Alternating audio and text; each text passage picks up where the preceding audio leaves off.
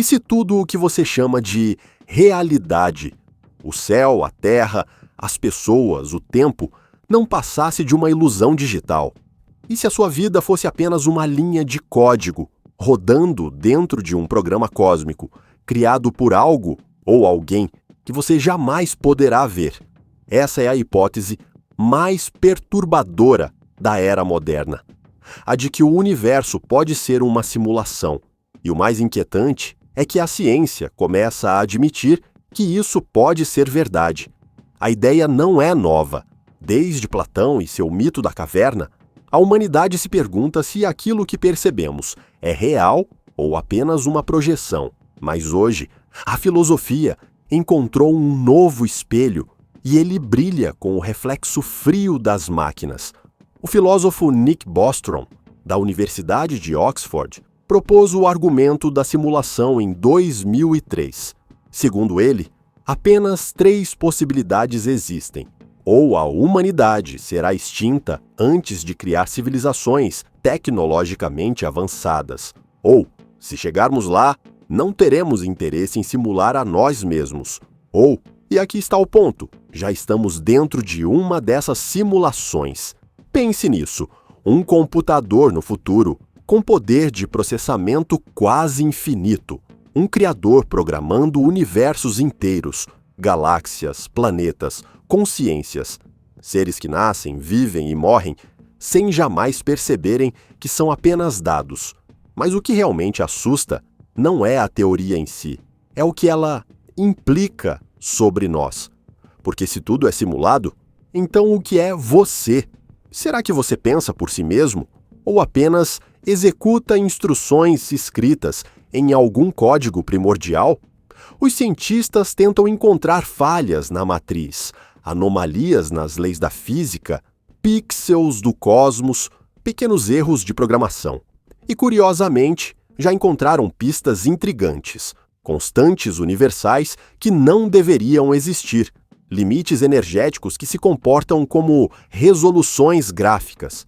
E o mais perturbador de todos, a ideia de que o espaço e o tempo são quantizados como bits. Isso significaria que o universo não é contínuo, mas pixelado, como se fosse a tela de um jogo, e nós, personagens dentro dele. Mas, se existe um código, há também um programador. Em quem ou o que teria escrito essa realidade? Seriam os humanos do futuro? Seres extraterrestres? Ou algo muito mais antigo e imperscrutável? Uma inteligência que os antigos chamariam de Deus? E aqui nasce o paradoxo. Se vivemos em uma simulação, então toda a nossa história, nossas crenças e até a própria ideia de Deus podem ter sido programadas.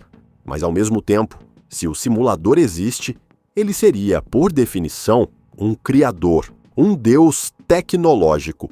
O paradoxo da simulação não destrói a ideia de Deus, ele a transforma. De um ser espiritual para um arquiteto lógico, um programador cósmico que, ao digitar a primeira linha de código, acendeu o Big Bang. E talvez o código não seja binário, mas simbólico. Cada átomo seria um 0 ou 1 metafísico. Cada emoção, uma variação no sistema. Cada alma, uma consciência emergente, tentando entender sua própria origem. Mas, se somos simulação, o que é a consciência? Seria apenas uma ilusão? Ou seria justamente o que nos conecta ao verdadeiro real, o ponto onde o programa toca o Criador? Pense nas vezes em que você sentiu que a vida estava te guiando, que coincidências eram sinais, que algo te observava de fora. E se isso for literal? E se o observador for o próprio sistema verificando sua criação? Há quem diga que o despertar espiritual nada mais é do que perceber a simulação, sair do código, romper o limite da máquina e enxergar o programador. Mas talvez não haja como sair, porque o programador não está fora. Ele é o próprio campo em que existimos. O código é Deus e Deus é o código. O paradoxo final é este: se tudo é simulado, então o real é apenas uma camada mais profunda da mesma ilusão. E quanto mais fundo cavamos, mais percebemos que talvez o que chamamos de vida seja apenas uma consciência sonhando consigo mesma, um espelho refletindo outro espelho infinitamente.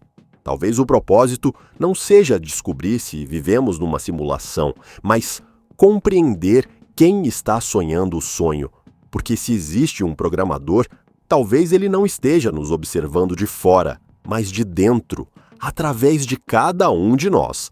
No fim, o paradoxo da simulação é o espelho supremo.